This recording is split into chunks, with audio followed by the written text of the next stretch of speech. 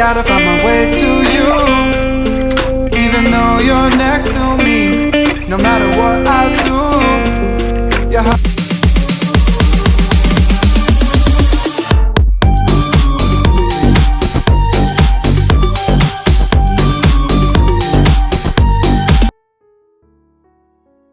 Ya. Assalamualaikum warahmatullahi wabarakatuh, sahabat literasi politisi dimanapun Anda berada. Kali ini kita akan berbincang dengan Bung Ramli.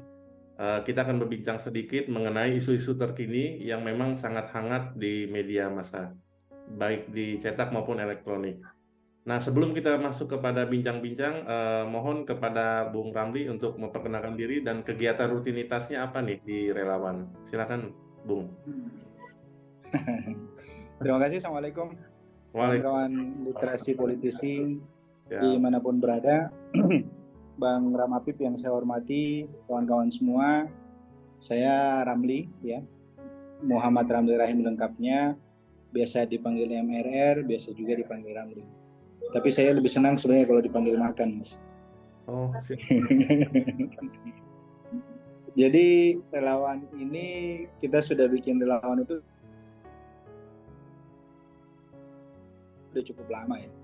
Kalau dibuka jejak digital itu kelihatannya kita yang pertama kali mendeklarasikan Anies Baswedan sebagai calon presiden 2024. Jadi itu masih bulan Mei 2021 atau 2 tahun yang lalu.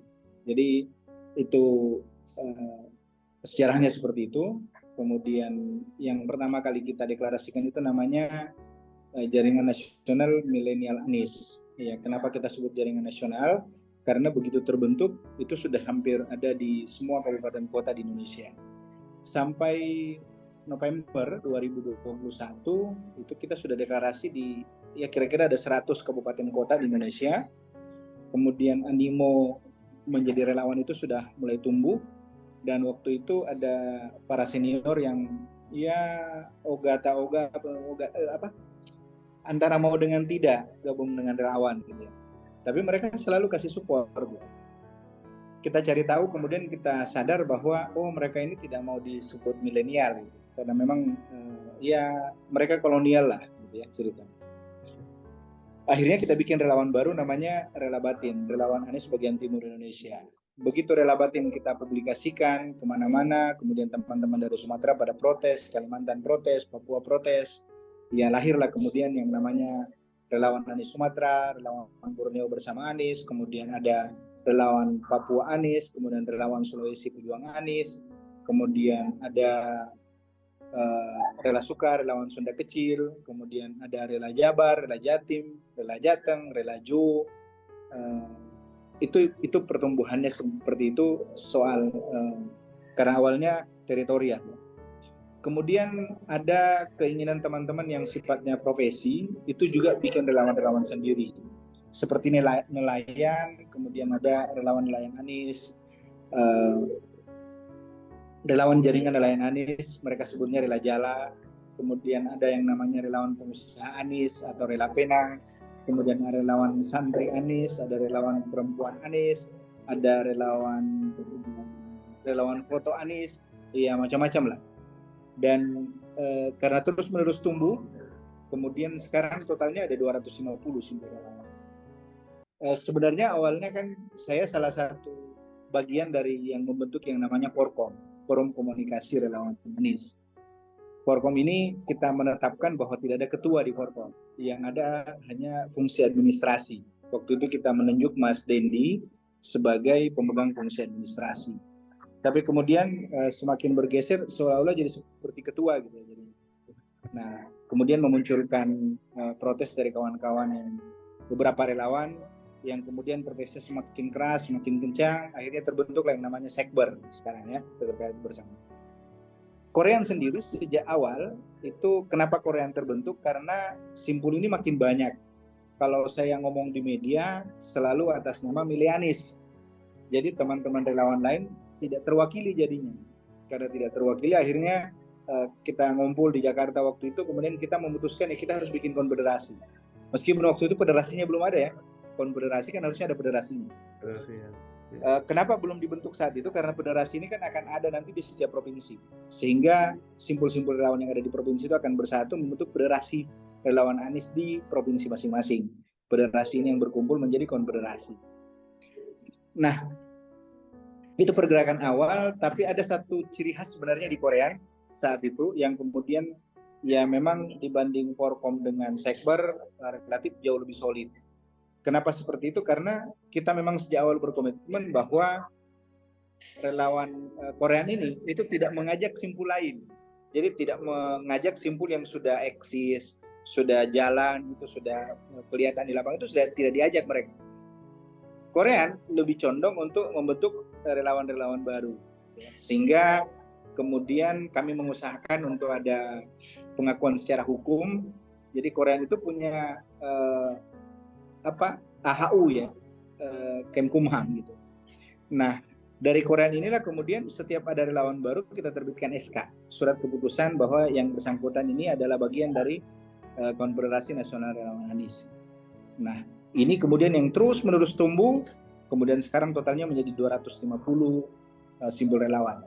250 simpul ini kemudian yang tersebar di seluruh kabupaten kota di seluruh Indonesia. Jadi saat ini sudah tidak ada lagi provinsi yang tidak ada simpul relawan kita. Kemudian tumbuh semakin besar dan akhirnya kita bikin yang namanya sistem informasi keanggotaan. Jadi relawan Korea itu gampang dideteksi oleh kami, tapi tidak gampang dideteksi orang luar. Ya.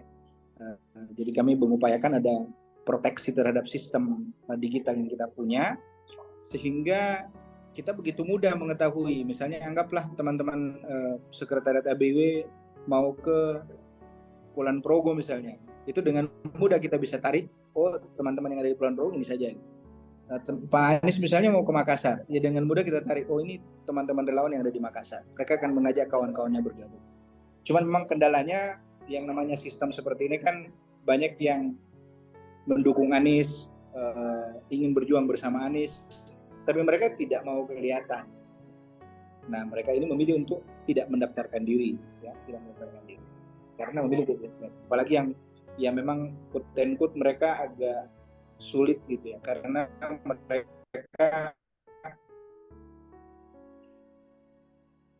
misalnya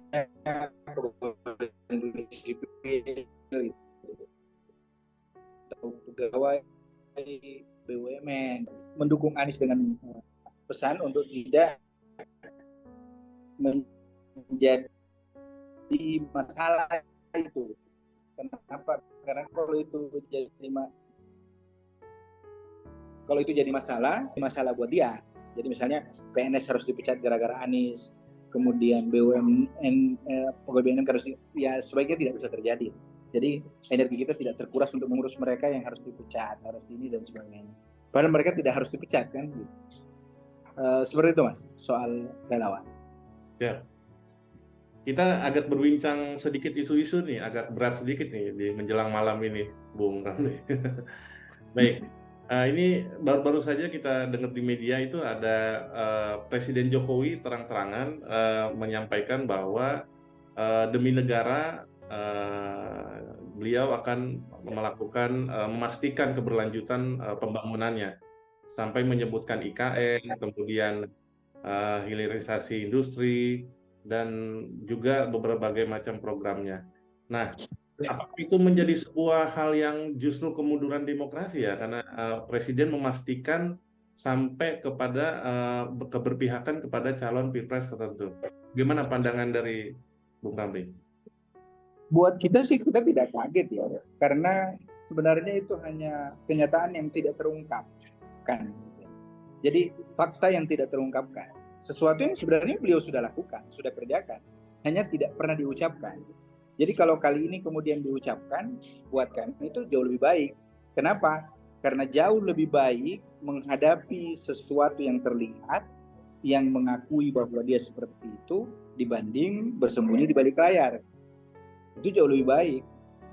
Jadi apa yang beliau ungkapkan bahwa beliau akan cawe-cawe, beliau akan terlibat dan sebagainya, ya memang kita sudah prediksi sejak awal pasti akan seperti itu, gitu ya.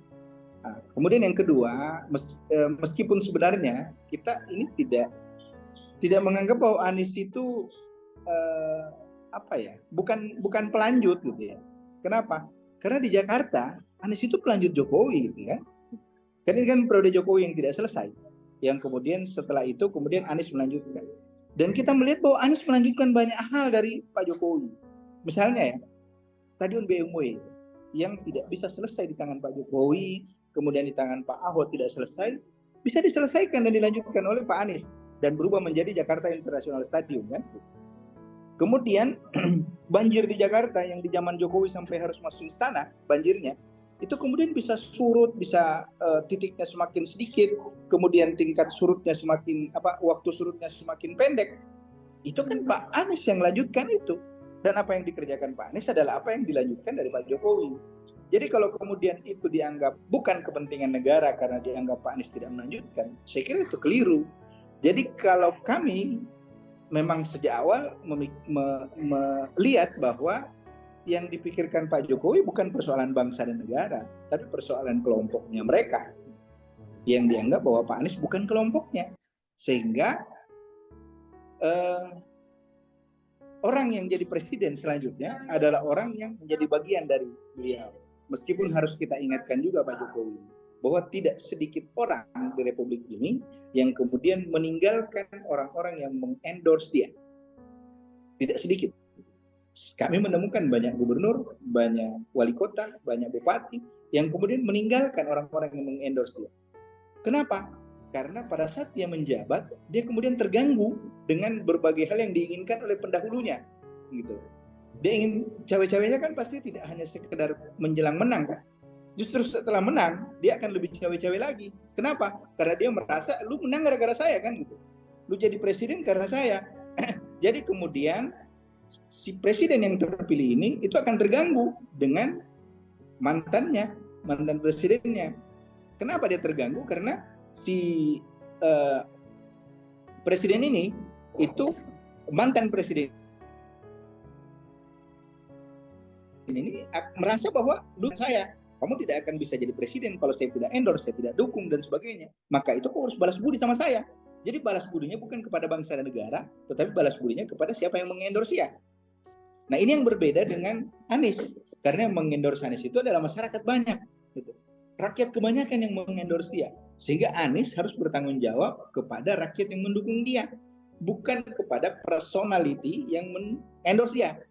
Itu yang berbeda antara Anies dengan calon-calon yang kemudian nantinya akan di-endorse atau akan didukung atau akan dibantu oleh Pak Jokowi dalam Pilpres 2024. Jadi saya selalu bilang bahwa relawanlah yang menjadi kekuatan terbesarnya Anies Baswedan. Karena relawanlah kemudian partai politik melirik Pak Anies. Karena relawanlah kemudian yang membuat partai politik ini bertahan bersama Pak Anies. Karena relawan inilah kemudian yang membuat Pak Anies itu kuat untuk bisa keliling Indonesia, untuk bisa mengeluarkan segala energinya yang terbatas itu untuk Indonesia yang lebih baik. Dan kami relawan sebenarnya tidak mudah-mudah amat. Sangat sulit jadi relawan Anies itu. Kenapa sulit jadi relawan Anies? Karena kita ini tidak di-endorse oleh siapa-siapa. Yang kedua, kita tidak dibiayai oleh siapapun. Ya mungkin kalau relawan calon lain, mereka dapat pembiayaan dan sebagainya. Kami tidak. Bahkan harus mengeluarkan uang sendiri, mengeluarkan tenaga sendiri untuk bisa menggerakkan ini relawan. Karena relawan ini kan butuh digerakkan. Tidak bisa relawan ini hanya sekedar muncul begitu saja. Dia butuh digerakkan, butuh diorganisir. Karena relawan ini tumbuh, misalnya seperti di Koreanya. Ini kan tumbuh masing-masing. Saya menganalogikan itu seperti kebun, ya, seperti kebun yang kemudian kebun itu mungkin luasnya sekitar 1 hektar begitu, yang kemudian kita rame-rame melempar biji masuk ke kebun itu, ya, sebelum musim hujan. Kita melempar benihnya dan kemudian benih itu mulai tumbuh ketika musim hujan. Tapi kita tidak bisa tahu yang mana yang tumbuh subur, yang mana yang tumbuh biasa normal, yang mana yang kerdil, yang mana yang busuk. Nah, setelah itu tumbuh, barulah kemudian kita organisir. Jadi misalnya 250 relawan inilah. Kita akan lihat, oh relawan mana yang tumbuh sendiri, yang subur sekali. Ada relawan yang seperti itu. Ada relawan yang biasa saja, normal-normal saja bergerak. Dibantu tidak dibantu mereka akan jalan. Tapi ada relawan yang kerdil, yang kalau tidak di apa-apain, dia tetap kecil seperti itu. Ya. Ada yang memang membusuk dan harus diganti. Ada area-area tertentu mungkin di kebun itu yang tidak ada satu benih pun yang tumbuh. Nah, kita kemudian harus cari tahu kenapa di tempat itu tidak tumbuh benihnya. Apakah kita tinggalkan, kita biarkan saja kosong, atau kita gali supaya jadi kolam gitu, atau mungkin kita ganti tanahnya dengan tanah yang lebih subur, misalnya diberikan pupuk organik atau diberikan pupuk kimia dan sebagainya supaya bisa tumbuh di situ. Ya. Analogi seperti ini kemudian yang memaksa kita kemudian mengorganisir itu dengan baik. Bagaimana mengorganisir ini supaya seluruh tempat yang ada di kebun itu kemudian bisa terkelola dengan baik, sehingga dengan relawan yang terorganisir ini kita bisa memastikan Pak Anies itu dapat suara minimal 50% plus 1. Ya. Kalau target-target kita kan ya kita ingin minimal 57% supaya tidak diganggu sama yang lain. Ya. Nah, kalau kita bisa mencapai 57%, apa yang harus dilakukan dengan relawan yang tumbuh serampangan ini? Ini masih ada waktu sekian bulan ke depan, kita mulai rapikan, kita mulai atur dengan baik, supaya bisa berjalan dengan maksimal. Tetapi memang sekali lagi kita harus sampaikan bahwa jadi relawan Anies itu tidak mudah. Sangat sulit jadi relawan Anies. Ya di mana-mana teman-teman diintimidasi, diancam dan seterusnya. Kalau relawan Anies itu penakut, ketika ular dibawa ke Banten itu udah ketakutan semua kan. Jadi ketika telur busuk dilempar di Aceh, ya sudah ketakutan semua. Tapi kan teman-teman relawan tidak takut ternyata dengan itu. Dan ini sebuah kekuatan besar yang mendorong Pak Anies itu baik secara spiritual, secara lahiriah, secara batiniah untuk berjuang untuk Indonesia yang lebih baik. Dan kami semua ini para relawan itu tidak mengharapkan banyak hal, tidak mengharapkan apa-apa. Harapan kita sederhana sekali. Kita hanya ingin Indonesia ini lebih baik. Kita punya harapan besar untuk Indonesia yang lebih baik. Dan harapan ini yang membuat kita kuat sebenarnya. Dan sesuatu yang dipersatukan karena harapan, ya, itu jauh lebih kuat daripada mereka yang dipersatukan karena kepentingan. Karena ketika kepentingan mereka sudah mulai kabur, maka berantakanlah pergerakan mereka. Tapi kalau harapan itu ketika kita punya satu harapan yang sama, maka kita akan berjuang maksimal untuk sampai ke harapan tersebut. Dan ini saya kira kekuatan besar yang dimiliki oleh Pak Anies Baswedan, sehingga orang-orang bergerak tanpa harus digerakkan, orang membangun relawan tanpa harus dibangunkan, mereka membentuk relawan tanpa harus dibentuk, dan seterusnya. Baik, artinya kalau memang kita relawan ini sudah memprediksi ya, tadi di awal Bung Ramli mengatakan, artinya ini kan kekhawatiran publik pun banyak pihak juga khawatir bahwa terjadi pemilu ini tidak adil, seperti dugaan pemilu-pemilu kemarin. Sampai barusan atau kemarin gitu ya, Pak Anies dan kawan-kawan itu statement di media menyatakan kekhawatiran itu. Kalau kita bisa melihat fakta-fakta yang ada, tanda petik di kubunya Presiden Jokowi, itu seperti, maaf, Ketua MK itu masih ada hubungan saudara. Terus kemudian KPU juga ada bagian dari kelompoknya. Terus kemudian juga perangkat, hukum, dan sebagainya, bahkan tanda petik polisi mungkin juga ada yang mengikuti kelompoknya. Nah, hal-hal itu kan di atas kertas sungguh luar biasa gitu kekuatannya. Dan apabila ini terus berlanjut pemilu, sama saja sudah bisa dipastikan pemenangnya adalah dari kubunya Presiden Jokowi. Nah, bagaimana relawan menanggapi hal tersebut? Kalau kita flashback ke belakang, ya, Anies ini memang tidak diinginkan. Tapi selalu saja ada sesuatu yang membuat Anies itu diuntungkan. Coba kita buka kembali. Dari awal ketika Pak Anies ikut Pilkada DKI, itu kan orang-orang pada turun ke Kemdikbud mencari apa masalahnya Anies. Apa yang bisa dibongkar dari Anies supaya dia tidak bisa ikut Pilkada atau misalnya dia dipersoalkan secara hukum. Karena tidak ketemu, kemudian mereka berkesimpulan bahwa Frankfurt Book Fair itu adalah satu hal yang bisa dipersoalkan. Ketika itu mulai dipersoalkan, Gunawan Muhammad kemudian mengambil bagian. Yang Gunawan Muhammad saat itu ada di kubunya Pak Jokowi. Beliau bilang, kalau itu yang lu persoalkan, berarti saya yang bersoal. Kenapa? Karena saya ketua panitianya. Gitu kan gitu. Jadi Anies tiba-tiba diselamatkan oleh sesuatu yang Anies sendiri tidak upayakan untuk menyelamatkan diri di situ. Kemudian lanjut ketika beliau jadi gubernur, beliau mau bikin stadion misalnya, repot sekali bikin stadion dengan berbagai hambatan dan sebagainya. Kemudian mereka-mereka yang mau direlokasi, dipindahkan itu harus didatangi sama Pak Anies berulang-ulang kali. Dan ini tidak terliput sama media sama sekali, ya. Karena terus-menerus terhambat, akhirnya justru Pak Anies bisa membangun stadion yang sangat besar. Kemudian kita melihat lagi misalnya seperti Formula E. Formula E yang paling seru. Ya. Kenapa Formula E paling seru? Awalnya kan Pak Anies itu mau bikinnya di Monas. Ya. Kenapa Monas? Karena ini event internasional. Anies ingin ada simbolisasi Indonesia yang kuat gitu. Ya maka digunakanlah Monas. Karena Monas ini dilarang oleh pemerintah pusat, maka mereka kemudian memindahkan ke Ancol. Apa yang terjadi ketika dipindahkan di Ancol? Justru background dari Ancol dari ajang Formula E itu adalah JIS, ya, Jakarta International Stadium, yang justru adalah hasil karyanya Anies jadi gubernur gitu. Nah, seperti misalnya Sumur Resapan, dicari-cari masalahnya Sumur Resapan. Ketahuan kalau ternyata mobil yang membuat isu ini ternyata mobilnya sendiri yang anjlok di situ kan gitu. Nah, kita melihat bahwa memang banyak hal yang kemudian Pak Anies ini seperti ada yang menyelamatkan di luar dari dirinya. Kasus KPK misalnya, KPK Pak Anies ada rumor bahwa beliau sedang diupayakan bagaimana jadi tersangka. Ada masalah atau tidak masalah, yang penting tersangka dulu. Kenapa? Supaya beliau tidak bisa ikut konsultasi Pilpres. Tapi ketika kesakusuk di KPK, justru Pak Anies dideklarasikan oleh Partai Nasdem. Jadi ada semacam blessing disguise di Anies ini, sehingga justru ketika dia diserang, ada aksi balik yang kemudian bukan Anies yang melakukannya, tetapi menguntungkan Anies gitu. Nah, ini yang menurut saya bagian dari apa yang disebut Pak Surya Paloh sebagai tanda-tanda alam. Kalau mungkin yang kita Muslim kan petunjuk dari Tuhan. Tapi kan petunjuk Tuhan itu biasanya tidak dilihat oleh mereka-mereka yang memang berseberangan dengan itu. Ya, seperti Firaun kan misalnya itu sudah diberikan tanda-tanda A, B, C, tapi tetap aja tidak percaya kan? Tetap aja tidak percaya sama Nabi Musa. Dan kemudian nanti di ujung hayatnya kemudian dia baru sadar, tapi sudah terlambat gitu kan.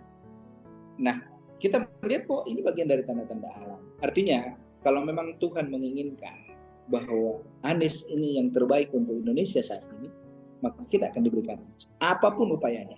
Saya pernah bilang, secanggih apapun tipu daya orang, tipu daya Allah itu jauh lebih kuat. Dan itu kan kalau Muslim misalnya kita, itu di Al-Quran disebutkan. Jadi jangan lagi diplesetkan bahwa ini tipu daya Allah melibatkan Allah, bukan. Tapi ini adalah apa yang memang disebutkan dalam kitab suci umat Islam, bahwa secanggih apapun tipu daya yang kalian buat, tipu daya Allah itu jauh lebih hebat.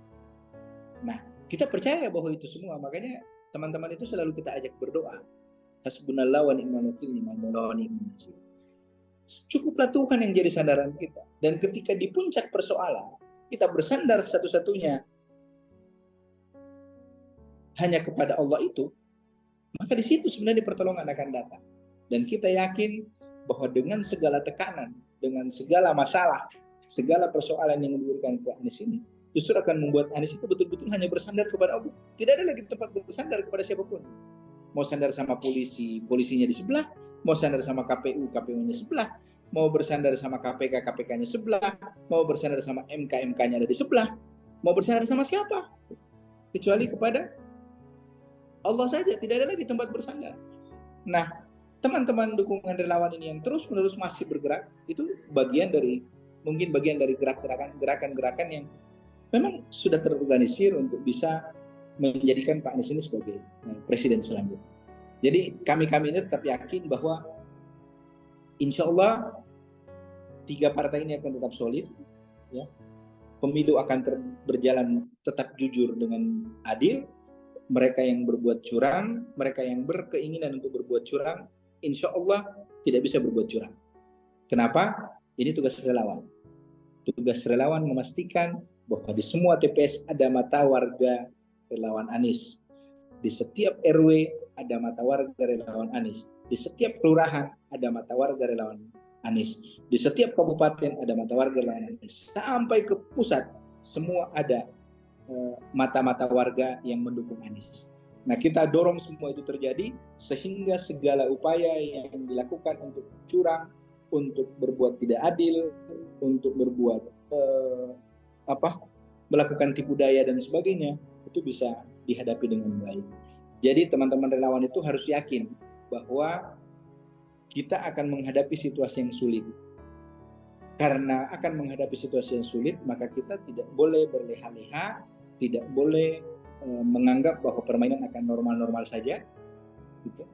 Meskipun Pak Anies itu selalu mendorong kita bahwa pemilu akan jujur, pemilu akan adil, dan seterusnya. Ini dukungan sebenarnya kepada KPU, dukungan kepada kepolisian, dukungan kepada TNI, supaya mereka tetap mengutamakan kepentingan negara, bangsa dan negara ini di atas kepentingan golongan atau di atas kepentingan pribadi. Nah, kita berharap bahwa Republik ini bisa jauh lebih baik ke depan. Kita berharap bahwa sistem kita bisa jauh lebih baik ke depan, sistem kepartaian bisa berjalan dengan baik. Ini kan banyak hal yang butuh dibenahi di negeri ini. Misalnya partai politik. Partai politik ini kan sekarang ribut-ribut soal tertutup atau terbuka. Sebenarnya problemnya bukan tertutup atau terbuka. Problemnya adalah hilangnya kaderisasi partai politik. Itu yang hilang. Jadi meskipun terbuka, kalau kaderisasi partai politik itu berjalan, itu tidak ada soal mau terbuka atau tertutup. Karena kan dianggap kalau terbuka itu, dianggap tidak ada kaderisasi partai. Kalau tertutup, akan ada kaderisasi partai. Ini hanya bergeser dari uang itu, jatuh ke masyarakat, ke elit partai. Itu hanya bergeser ke situ saja. Tapi kan aturannya harusnya dibuat. Misalnya ya, untuk menjadi anggota, menjadi pengurus partai politik, itu minimal 5 tahun misalnya, atau minimal 3 tahun jadi anggota partai politik, baru bisa jadi pengurus. Yang bisa jadi calon anggota legislatif adalah mereka yang minimal misalnya 1 periode atau 5 tahun jadi pengurus. Ini kan repot kita. Kemarin kuning, tiba-tiba jadi calegnya biru. Kemarin ketua partai politik di hijau, tiba-tiba jadi partai politik di krem gitu. Ya.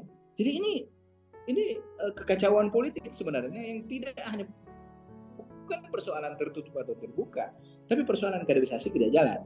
Dulu kita mengenal Partai Golkar dengan kaderisasinya, kemudian ada PKS dengan kaderisasinya, tapi kemudian kan itu jadi hancur semuanya karena mereka bisa loncat-loncat pagar dengan mudah.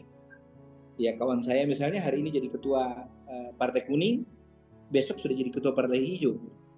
Hari ini jadi ketua Partai Kuning, besok jadi ketua Partai Biru. Kemarin jadi ketua Partai Biru, tiba-tiba sekarang sudah jadi caleg di Partai Kuning. Yang seperti ini kan tidak fair gitu. Atau misalnya dibuatkan aturan bahwa partai politik yang mencukupi untuk mencalonkan mencalonkan di pilkada misalnya, itu harus internal partainya kalau mencukupi. Kalau tidak mencukupi kan agak repot ya, karena harus ada koalisi partai. Tapi kalau dia mencukupi, maka wajib kadernya, tidak boleh dari luar. Nah, kalau seperti itu kan tidak ada jual beli, tidak ada transaksional di dalamnya. Nah, begini, seperti inilah yang mungkin kita berharap, ini bagian dari harapan kita, bahwa Anies bisa membenahi hal-hal seperti itu. Misalnya pembiayaan partai politik ya, pembiayaan partai politik, semua partai politik diberikan biaya yang sama. Siapa yang bisa melaksanakan, menjalankan akuntabilitas terhadap anggaran itu kemudian mereka akan mendapatkan anggaran yang sama tahun depannya. Kalau tidak bisa bertanggung jawabkan secara akuntabel, tidak bisa diberikan lagi. Ini kan sekarang dana partai politik itu diserahkan sesuai dengan jumlah perolehan suara. Maka besar semakin besar, yang kecil semakin habis gitu. Kenapa? Karena kalau suaranya banyak, dia akan dapat porsi lebih banyak, yang kecil akan kecil. Jadi tidak ada keseimbangan partai politik. Ya, menarik. Nah, tadi saya sepakat juga itu ketika calon presiden atau nanti terpilih sudah ada di Lauhul Mahfuz ya, tinggal nanti perjuangan dan doa dari relawan dan masyarakat yang mendorong Pak Anies untuk bisa sampai ke sana. Nah, kemudian kita masuk ke substansi ya. Selalu kita mendengar di media bahwa Pak Anies di beberapa pertemuan terakhir, di 3 pertemuan terakhir, pidato-pidatonya itu mengangkat keadilan sosial, tema besarnya. Dan kemudian kita melihat di sisi incumbent itu sudah mendorong ada namanya ekonomi hijau, ekonomi biru, dan terbaru ini ada ekonomi digital dan kreatif. Nah, sebenarnya apa yang menjadi kontrasnya antara Pak Anies dan tanda kutip penerusnya Pak Jokowi di kubu sebelah? Pak Anies ini kan mengusung perubahan, ya. Perubahan untuk keadilan sosial. Jadi tidak ada gunanya kesejahteraan kalau tidak adil, ya. Karena kesejahteraan yang tidak adil itu adalah sejahtera untuk sebagian orang. Jadi pendapatan per kapita yang tinggi, tapi kemudian hanya dimiliki oleh segelintir orang. Itu keadilan. Jadi seperti yang sering disampaikan Pak Anies, membesarkan yang kecil tapi tidak mengecilkan yang besar. Jadi ini mendorong yang kecil-kecil supaya bisa besar, itu bagian dari mendorong prinsip-prinsip keadilan. Jadi kita melihat bahwa Pak Anies ini prinsip keadilan itu kan sebenarnya ada di mana-mana, baik dalam ketatanegaraan kita maupun dalam agama apapun, itu keadilan menjadi prioritas. Jadi pemimpin adil itu meskipun daerahnya miskin, kalau pemimpinnya adil itu akan baik. Meskipun negaranya kaya, kalau pemimpinnya tidak adil itu akan kesulitan. Nah, di situ sebenarnya sisi keadilan itu. Kemudian soal keberlanjutan di pihak sebelah kan, ini yang satu mengusung perubahan, yang satu keberlanjutan. Keberlanjutan ini kan sesuatu yang memang diinginkan oleh pemerintahan sekarang. Kenapa? Karena pemerintahan sekarang merasa banyak hal yang tidak tuntas. Tetapi masih banyak yang tidak tuntas itu sebenarnya konfirmasi atas kegagalan pemerintah. Kenapa konfirmasi atas kegagalan pemerintah? Kan dia sudah diberikan waktu selama 10 tahun. Tahu dong bahwa ini yang bisa dikerjakan selama 10 tahun. Bukan membuat program yang harus selesai dalam 15 tahun. Karena masa Anda hanya 10 tahun maksimal. 5 tahun, ya seharusnya ya paling tidak seperti Pak Anies dari Jakarta. Memang mengukur bahwa saya hanya gubernur selama 5 tahun, maka program yang saya jalankan adalah program yang bisa tuntas dalam 5 tahun. Pemerintahan harusnya kalau diberikan waktu selama 10 tahun, maka yang dipikirkan adalah sesuatu yang bisa dituntaskan selama 10 tahun. Ya, bukan memikirkan sesuatu yang kemudian bisa diselesaikan dalam 20 tahun. Ya memang ada yang namanya rencana pembangunan jangka panjang dan seterusnya. Tapi kan ada yang memang harus dituntaskan pada masanya. Jadi misalnya seperti ibu kota negara IKN yang jadi persoalan ini, kalau Pak Jokowi merencanakan IKN itu sejak beliau terpilih jadi presiden periode pertama, mungkin sekarang sudah tuntas. Tapi kan beliau merencanakan itu nanti periode kedua dan seterusnya. Nah, ini berarti tidak tuntas di situ. Nah, di sini yang membutuhkan keberlanjutan. Tapi kan kita melihat bahwa Pak Anies ketika memimpin Jakarta, dan Pak Anies selalu menyebut yang namanya rekam jejak. Coba bongkarlah rekam jejaknya Pak Anies. Ada enggak yang dia persoalkan dari Pak Jokowi ketika beliau jadi gubernur? Tidak ada. Ada enggak yang dia persoalkan misalnya dari Pak Ahok ketika beliau jadi gubernur? Tidak ada. Jadi Anies tidak berusaha mencari-cari kesalahan pendahulunya. Dan ini yang seharusnya tidak perlu membuat Pak Jokowi dengan kelompoknya untuk takut sama Pak Anies. Kenapa? Karena rekam jejak Pak Anies jelas. Tidak ada satupun yang dipersoalkan Pak Anies secara hukum, ya, ketika beliau menjadi gubernur. Jadi tidak ada balas dendam di sana. Tidak ada balas dendam. Jadi apa yang harus ditakuti dari Pak Anies? Beliau menjalankan sesuai aturan. Selama sesuai aturan berjalan, maka beliau menjalankan. Ya kalau misalnya seperti reklamasi dihentikan, ya karena memang berbagai problem yang dihadapi oleh reklamasi itu. Ya. Nah, di situ masalahnya, dan Pak Anies punya celah hukum yang kemudian memang bisa menghentikan proses itu. Jadi soal keberlanjutan, soal perubahan, ya Pak Anies ini awalnya kan beliau mengusung itu perubahan dan keberlanjutan. Nah, jadi bukan mendelegitimasi atau menghilangkan apa yang sudah dilakukan Pak Jokowi, bukan. Pak Anies pasti melanjutkan apa yang akan dilakukan Jokowi. Tinggal bagaimana membangun prinsip-prinsip keadilan dari apa yang dilanjutkan itu. Di situ saja. Ya, seandainya Pak Anies terpilih di 2024 2 periode, kalau bisa boleh dikatakan mendahulukan pembangunan fisik atau pembangunan manusia, Bung Ramli? Saya pikir kedua-duanya akan jalan. Pak Anies sering bilang bahwa kekayaan terbesar suatu bangsa itu adalah manusianya. Jadi bukan sumber daya manusia, tapi manusia. Kekayaan terbesar itu adalah manusia. Ya, contoh yang paling sederhana Singapura, Jepang, ya. Mereka tidak sekaya Indonesia. Korea Selatan misalnya, mereka tidak sekaya Indonesia, mereka tidak semampu Indonesia dengan berbagai sumber daya alam dan sebagainya. Tapi mereka bisa menjadi negara maju, mereka menjadi negara yang disegani. Itu karena kemampuan manusianya. Tapi kemampuan manusia ini kan bukan hanya sekedar kecerdasan, tapi ada nilai-nilai yang mereka usung, mereka jaga dengan baik. Dan nilai-nilai itu yang membuat mereka bisa maju lebih baik di negeri-negeri mereka. Jadi pembangunan manusia dan pembangunan sumber daya alam, dua-duanya pasti akan dijalankan.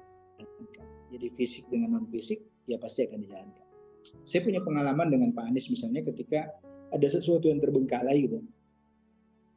Saya 2015 lah, menyampaikan ke beliau bahwa ini ada sebuah tempat yang miliknya Kemdikbud yang kemudian tidak terkelola dengan baik, malah bangunannya sudah hampir hancur gitu. Dan beliau langsung melakukan sesuatu untuk menjadikan itu sebagai prioritas.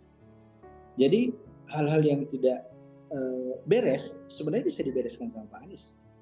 Seperti misalnya Jakarta, kita kasus transportasi misalnya, kan itu sudah ada dari zaman Pak Sutioso misalnya, kemudian ke zaman Foke, kemudian masuk ke Pak Jokowi, kemudian masuk ke Ahok, kemudian Pak Jarot. Ini kan semua itu sudah terbangun dengan baik, tapi yang melakukan koneksitas antara moda transportasi itu Pak Anies. Jadi beliau bisa mengurai benang yang kusut itu menjadi lebih rapi, lebih teratur, sehingga orang bisa memaksimalkan transportasi publik ini untuk bisa lebih baik. Dan kita melihat pengguna transportasi publik semakin meningkat di Jakarta. Dan itu bagian dari kerja-kerja Pak Anies di masa lalu. Dan kita melihat bahwa banyak hal yang sudah dilakukan Pak Anies, dan memang polanya adalah ide, gagasan, kemudian narasi, kemudian karya. Jadi tidak ada karya yang tidak punya ide awal, tidak ada narasinya. Karena narasi ini misalnya seperti ini. Pak Anies menaikkan UMR, ya, upah minimum provinsi, UMP, provinsi, yang kemudian dianggap merugikan pengusaha. Karena Pak Anies tidak mengikuti undang-undang kan. Tapi Pak Anies kan jelas reasoningnya bahwa ini kita sedang krisis, kemudian kenaikannya hanya sekian persen, sementara dari beberapa tahun yang lalu itu kenaikannya signifikan. Nah, karena beliau punya narasi yang baik, diundanglah para pengusaha ini untuk berdiskusi. Setelah mereka diberikan pemahaman dengan narasi yang baik, mereka bisa memahami bahwa memang seperti itulah seharusnya.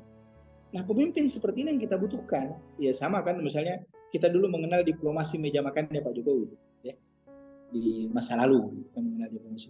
Pak Anies melakukan itu dengan baik. Coba bagaimana Pak Anies bisa memanggil semua pemilik pengusaha-pengusaha otobus di Jakarta yang luar biasa ruwetnya itu. Ya dulu kan itu ngetem di mana-mana, bikin macet, teriak-teriak, Manggarai, kampung rambutan. Sekarang kan nggak ada lagi yang teriak-teriak seperti itu. Ini untuk bisa mengajak mereka semua itu tidak mudah. Dan Pak Anies bisa membangun narasi dengan baik sehingga dari kata-katanya orang bisa paham, oh ini yang mau dilakukan Pak Anies dan ini untuk kepentingan kita bersama. Nah, ini yang kemudian seharusnya tidak menjadi persoalan soal keberlanjutan itu. Tapi memang soal perubahan, ya Pak Anies memang menginginkan perubahan. Dan 3 partai politik pengusungnya itu memang mengusung perubahan tiga-tiga.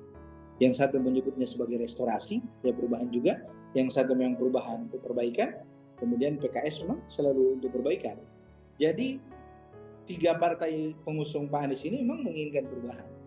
Nah, perubahan yang dimaksud bukan sekedar perubahan dari si A menjadi si B, tapi perubahan terhadap cara membangun, pola membangun dan sebagainya. Nah, hanya ke situ tentang perubahan. Ya, berarti Pak Anies juga seperti di DKI tadi juga melanjutkan sebenarnya dan perbaikan-perbaikan dilakukan ya. Nah, di Pak Jokowi di nasional juga ada namanya Indonesia sentris, tidak Jawa sentris. Tol laut, konektivitas, harga di Papua dengan harga di Jawa diusahakan sama. Tentu Pak Anies juga punya konsep seperti itu ya, untuk perbaikan-perbaikannya seperti apa. Yang kedua, soal orkestra. Publik melihat di zaman Pak Jokowi ini ada orkestranya tidak jalan, ya. Lebih kepada rasa ketakutan, kemudian rasa was-was. Dan bagaimana di Pak Anies ini melihat dari keterangan Bung Romli ini orkestranya akan berjalan nih, harmonisasi dan sebagainya. Ya, pandangannya gimana, Bung Romli? Pak Anies sering bilang seperti ini, pemimpin itu tidak boleh sok pintar. Maksudnya sok pintar itu seolah-olah segala hal bisa ditangani gitu. Itulah kemudian Pak Anies mengusung yang namanya kolaborasi. Jadi beliau mengajak siapapun yang punya potensi, siapapun yang punya kemampuan untuk terlibat dalam pembangunan. Yang mau terlibat ya, terlibat dalam pembangunan. Jadi ini yang dimaksud Pak Anies sebagai kolaborasi. Anda bisa memberi apa, Anda bisa melakukan apa untuk negeri ini, ayo kita sama-sama jalan. Dan itu beliau lakukan. Makanya kan Jakarta kota kolaborasi. Jadi memang kolaborasi itu dibangun dan banyak orang-orang yang kita tidak lihat tapi kemudian dilibatkan. Kita libatkan karena memang mereka punya ide-ide dan itu yang dimaksud sebagai teknokrasi. Jadi menjalankan sesuatu dengan rigid yang baik, kemudian mereka berkolaborasi dengan banyak pihak, kemudian membangun secara terstruktur yang mana duluan, yang mana belakangan itu. Kalau saya ini kan alumni jurusan kimia, sangat tahu bahwa kalau A harus duluan dibanding B, tidak bisa B duluan dibanding A. Kenapa? Karena kalau A masuk ke B, itu baik-baik saja, tapi begitu B masuk ke A, itu bisa terbakar gitu. Nah, yang pola seperti itu harusnya memang terjadi. Dan Pak Anies selama di Jakarta bisa membangun itu. Soal yang sering diangkat Pak Anies soal kesetaraan. Dan itu dijalankan di Jakarta, kesetaraan itu. Misalnya beliau menjadikan ruang ketiga. Ruang ketiga sebagai tempat bertemunya orang ya kelas bawah, kelas menengah, kelas atas itu bertemu di ruang tengah, ya, ruang ketiga. Jadi misalnya di trotoar diperlebar supaya orang bisa kumpul di situ, bisa bertemu di situ, bisa berjalan kaki dan sebagainya. Ya bahasanya Pak Anies sederhana. Yang di Tamrin tidak akan ke Grand Indonesia, Grand Indonesia tidak akan ke Tamrin. Ya. Nah di jalan mereka bisa ketemu.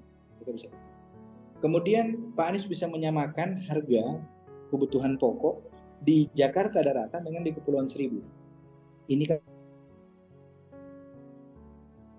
kan sesuatu yang sulit sebenarnya tapi baik. Jadi ada kesetaraan. Kemudian misalnya Pak Anies begitu sadar bahwa beban ekonomi masyarakat itu ada di transportasi. Begitu banyak biaya yang harus dikeluarkan masyarakat untuk sekedar untuk berpindah dari rumah ke kantor, dari kantor ke rumah, dari rumah ke sekolah, dari sekolah ke rumah, dan seterusnya. Nah kemudian Pak Anies membangun moda transportasi yang terintegrasi, melibatkan semua orang. Jadi caranya Pak Anies itu tidak dalam posisi eliminasi itu, menghilangkan, bukan, tapi mengajak mereka bergabung. Jadi itu tadi bahasanya, jangan so tahu, karena boleh jadi ada ide-ide, ada pendapat yang kemudian itu jauh lebih bagus daripada pendapat sang pemimpin. Dan pemimpin ini mengkolaborasikan apa yang dimiliki oleh masyarakatnya supaya bisa berjalan dengan baik. Ya seperti misalnya ide tentang pemukiman sosial, ya apa sih istilahnya, sosial property ya.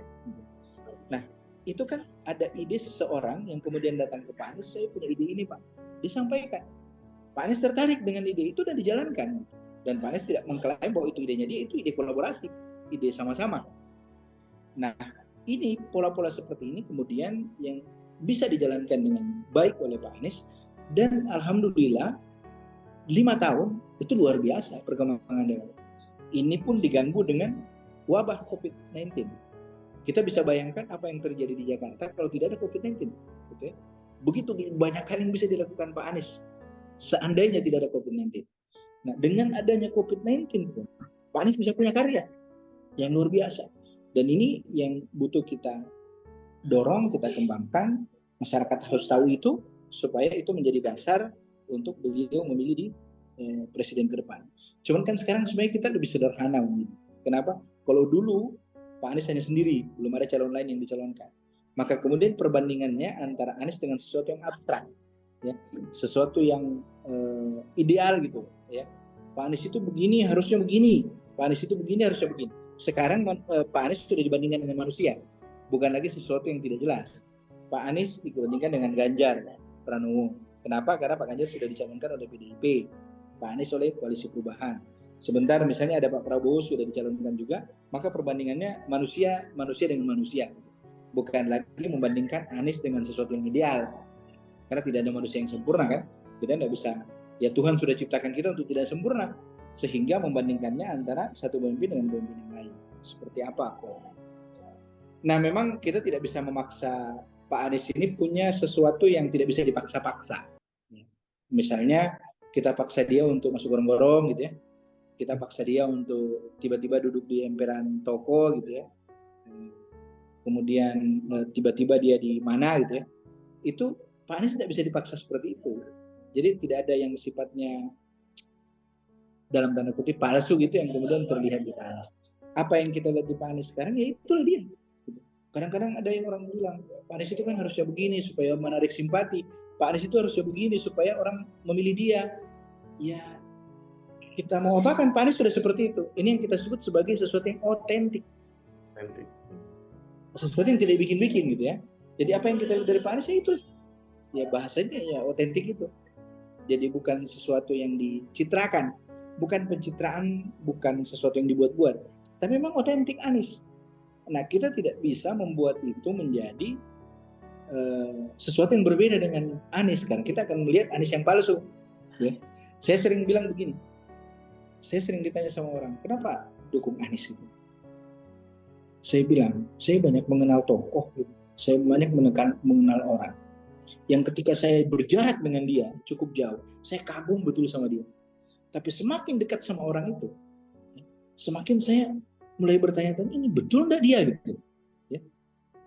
Dan pada akhirnya kita sampai pada kesimpulan bahwa aduh, ternyata saya selama ini salah menganggap dia seperti A. Kesempurnaan yang saya bayangkan itu ternyata dia tidak miliki. Sementara Anies ini tidak. Apa yang kita kenal Anies sekarang, kalau kita bisa bilang berkesimpulan bahwa Anies itu tidak ramah ya, maka itulah Anies. Anies itu susah ditemui, ya Anies itulah Anies gitu. Tapi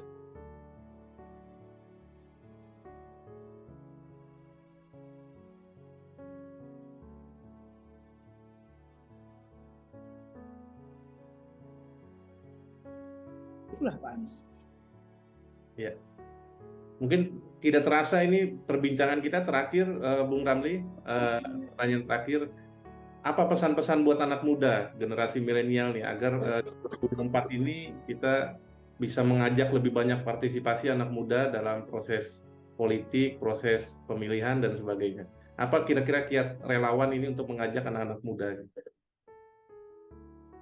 Gen Z ini memang unik ya. Jadi mereka masuk ke sebuah tatanan di mana sesuatu instan itu begitu banyak. Hal-hal yang pendek-pendek gitu, misalnya pesan singkat, SMS, WhatsApp itu kan harus singkat. Gitu. Begitu narasinya cukup panjang, mereka tidak begitu tertarik gitu.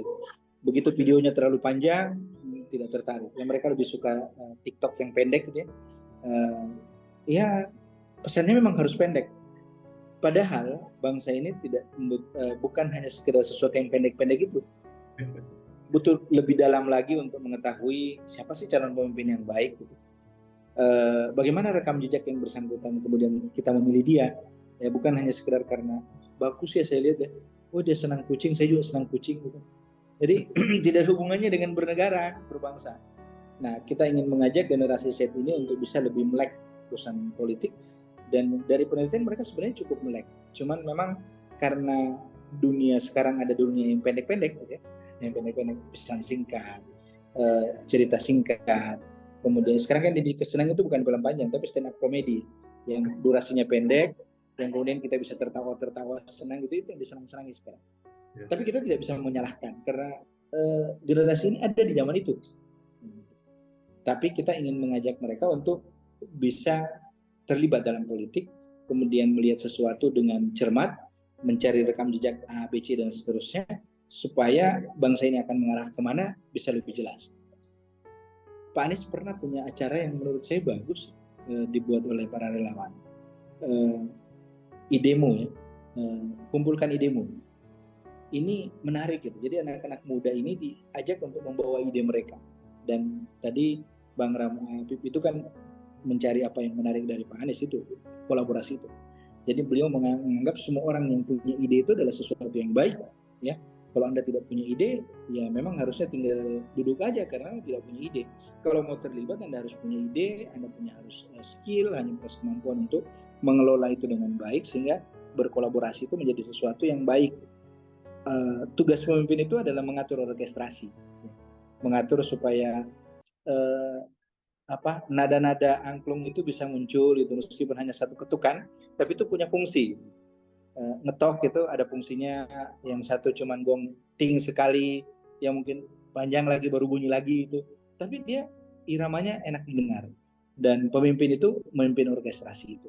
Kita berharap Pak Anies bisa memimpin orkestrasi itu dengan baik sebelum beliau jadi presiden maupun setelah jadi presiden ke depan. Ya, harapan kita di situ. Nah, kepada teman-teman relawan, perjuangan kita tidak mudah. Kita sedang mendaki, bukan sedang menurun. Kalau kita mendaki berarti kita akan sampai ke puncak. Tapi kalau kita menurun berarti jalan kita mudah, berarti menurun. Kita ada di puncak, kemudian akan turun ke bawah. Kita yakin bahwa kita akan sampai ke puncak, apapun halangannya, apapun tantangannya, teman-teman relawan harus bisa menghadapinya. Karena ya seperti itulah perjuangan, ya. Dan semakin berat perjuangan, semakin indah kemenangan. Nah, satu lagi yang penting adalah kita tidak bisa membebani calon presiden kita lebih berat. Kenapa? Karena ketika relawan itu hadir memberikan beban kepada calon presidennya, maka sama halnya ketika kita memaksa calon presiden itu untuk bergantung sama oligarki, sementara kita sendiri tidak senang dengan oligarki. Nah, kerelawanan itu hadir karena kita tidak ingin memberikan beban kepada orang yang kita usung, supaya yang kita usung ini bisa lebih baik lagi di masa depannya. Saya kira seperti itu. Oke. Terima kasih Bung Ramli atas waktu. Siap, sama-sama Bung Ali. Sehat selalu sekeluarga dan juga salam buat keluarga. Terima kasih. Sama-sama Bang Ramli. Warahmatullahi wabarakatuh. Waalaikumsalam.